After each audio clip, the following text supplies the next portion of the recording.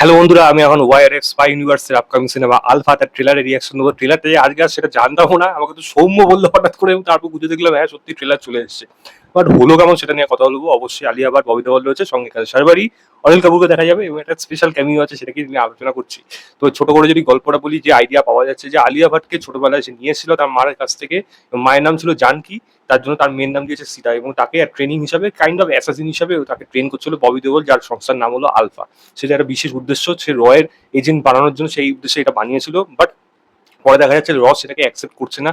হয়তো র এর মধ্যে কিছু এমন কিছু দেখতে পাচ্ছে যেটা মানবতার বাইরে চলে যাচ্ছে, কারণ ওকে যেরকম ট্রেন করা হয়েছে সেটা কোনো মানে রক্ত মাংস মানুষের কোনো ইমোশন থাকবে না, সেরকম টাইপের একটা অ্যাসাসিনতে তৈরি হয়েছে, সে যে যা কিছু করে উঠতে পারে।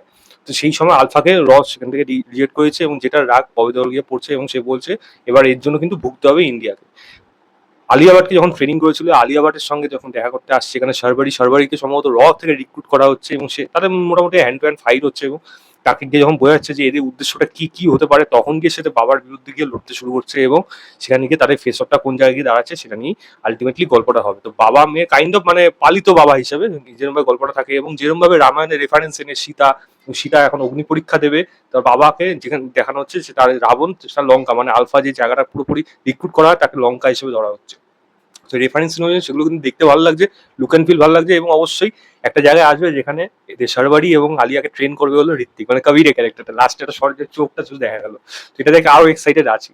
দেখুন, নিন্দুকেরা এই সিনেমার থেকে খুদ বার করবে ট্রেলারের মধ্যে থেকে, যারা আমি যদি বলি যারা খুব ট্রোল করার জন্য বসেছিল আলফার টিজার থেকে, প্রথমে টিজার দেখে বুঝতে পারিনি কোন কোন জায়গাগুলো ট্রোল করবে, পরে গিয়ে যখন একটা সিনেমা থেকে রেফারেন্স আনছে সেখান থেকে বিভিন্ন রকম জিনিস বার করে সিনেমাটাকে যত খারাপ বলা যায়, জোর করে ইচ্ছা করে সেগুলো তারা চেষ্টা করছে।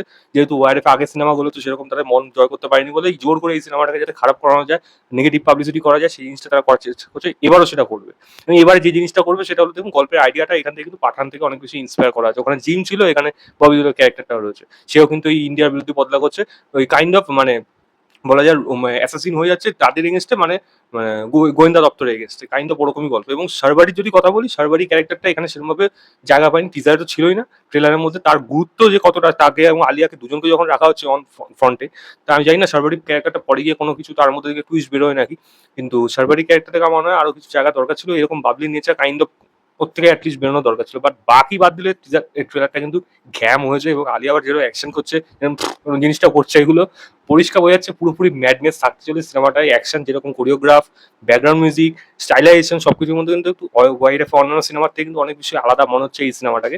দেখা যাক, এবং ববিতা বলে সে হাসিটা শেষে ডেফিনেটলি কাজে দেবে। অনিল কাপুর এবার সেও রয়েছে, তাই সে তো রয়, সেখান থেকে সে কি, তার ভূমিকা কি থাকে, অ্যাকশন ভরপুর থাকবে, মেশিন গানে ফাইট থাকবে, পরিষ্কার বোঝা যাচ্ছে। তো ভরপুর একটা অ্যাকশন মশলা এন্টারটেনমেন্ট হতে চলেছে, আমি এইটুকু ভরসা রাখছি। ট্রেলার আমার ডেফিনেটলি ভালো লেগেছে, টিজার থেকে ফার বেটার লেগেছে, টিজারও আমার ভালো লেগেছিল, ট্রেলার আরো বেশি ভালো লেগেছে। এবং ট্রেলারের মধ্যে যে খামতি বললাম ওইটুকু জিনিসগুলো ছিল, আদারওয়াইজ কিন্তু ট্রেলারের মধ্যে আমি কোনো খামতি সেরকম খুঁজে পাইনি। দেখুন, সিজির কাজ হয়তো কিছু উইক থাকতে পারে, যেটুকু মনে হচ্ছে কিছু জায়গায় ফার্স্ট অ্যাকশন মুভি হয়তো সেরকম বুঝতে পারলাম না, বাট একটু ভেবে দেখলে মনে হবে ওই জায়গাগুলো একটু প্রবলেম আছে। বাট ওইগুলোকে বাদ দিলে আমার কাছে আলফা কিন্তু একটা ভালো ট্রেলার হয়েছে, যা এক্সপেক্ট করিনি তার থেকে কিন্তু বেটার পেয়েছি, যার জন্য ডিরেক্টর যেহেতু ভালো তার জন্য কিন্তু এক্সপেকটেশন থাকলো। দেখা যাক কাজটা কিরকম হয়। আমি ট্রেলার লিঙ্কটা দিতে পারবো ডিসক্রিপশনে, এবং ঋত্বিকের ক্যামিওটা কিরকম আছে, কিরকম ভাবে ফাইট গুলো দেখায়, সেই জাপানিজ টেম্পল, সেই ওরকম ভাবে বসা, মানে আলাদাই ব্যাপার, ওটা আলাদা এক্সাইটমেন্ট দেবে।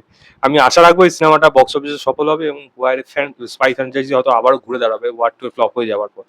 দেখা যাক সেটা কিরকম। ওয়ার 2 নিয়ে যেরকম ভাবে নেগেটিভিটি হয়েছে, আমার কিন্তু সেরকম নেগেটিভ সিনেমা মনে হয়নি। হ্যাঁ, ডেফিনেটলি দুর্বল সিনেমার মধ্যে থাকবে, আমার কাছে টাইগার 3 সব থেকে দুর্বল থাকবে, তারপরে ওয়ার 2 থাকবে, তারপরে পাঠান থাকবে। আমার এখন অব্দি স্পাই ফ্র্যাঞ্চাইজির বেস্ট সিনেমা বলতে গেলে ওয়ার, তারপরে আমার কাছে টাইগার জিন্দা, তারপরে একটা টাইগার, এগুলো করে রেখেছিলাম। তো দেখা যাক এই সিনেমাটা কিরকম জায়গা বজায় থাকতে পারে নাকি, আশা রাখবো, আশা করি ভালো হবে। এই ছিল আমার overall trailer reaction of Alpha, যেটি পরের মাস 17 জুলাই আসতে চলেছে। ভিডিওটা ভালো লাগলে লাইক শেয়ার, চ্যানেলটাকে অবশ্যই সাবস্ক্রাইব করবে।